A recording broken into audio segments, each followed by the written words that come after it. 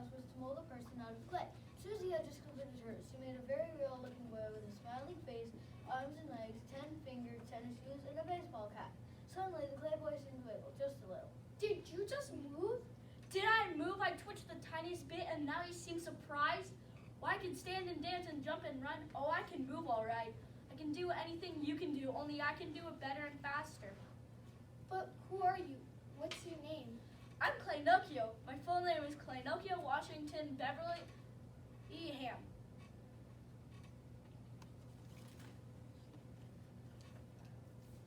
George Washington is a very distant cousin of mine on my father's side. I'm also related to Superman. Have you read any books by Beverly Cleary? She's my mother. Do you know Maya Ham, the soccer player? She's my sister, my little sister. I'm much better at soccer than she is.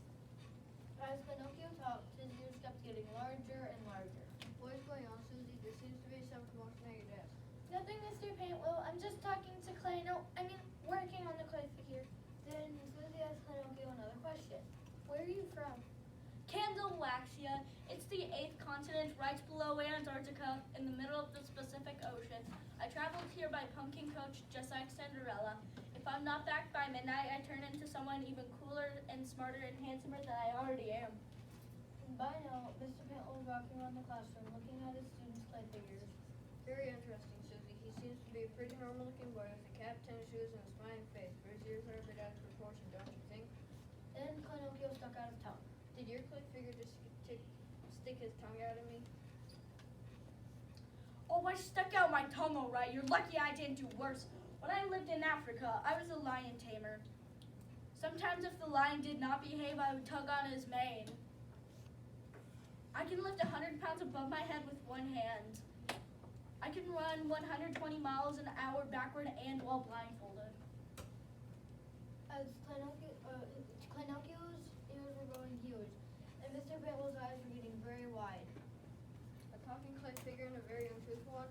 Oh my, well, something must be done at once. Mr. Paintwell ran off to see the principal and Mrs. Stern. When Mrs. Stern learned about this, she immediately made an announcement over the intercom. There's a clay figure on the loose in Mr. Paintwell's room. He is making all kinds of ridiculous claims. He does not appear to be dangerous. Still, please be careful if he walks into your classroom. Walk into your classroom? Who's that Mrs. Stern kidding? Try flying into your classroom. All you have to do is fly my big, beautiful ears. I'm faster than a jet plane. I traveled to the moon once. It took me 5 minutes. I landed on the moon before any astronauts ever did. Now I have also been to Neptune. I look great in a spacesuit. Now all the students were staring at Claynocchio as he talked loudly about how well he could fly. Hey Claynocchio, can you fly into that tree over there and get my kite down? Hey Claynocchio, fly over here and help me with my math homework. Claynocchio started to flap his huge ears. The motion kicked up a breeze in the classroom. He got so worked up that he believed he could actually fly. He ran to the edge of Susie's desk and leapt into the air. He hit the ground with a plunk and splat in two. I was flying really well. A ruler swatted me out of the air. You all are just jealous of my big, beautiful ears. Put me back together at once. Hey, put me back together. I will put you back together, but in one condition. You have to stop all this lying. But I'm the best lion in the whole world. In fact, I'm the best in the whole universe.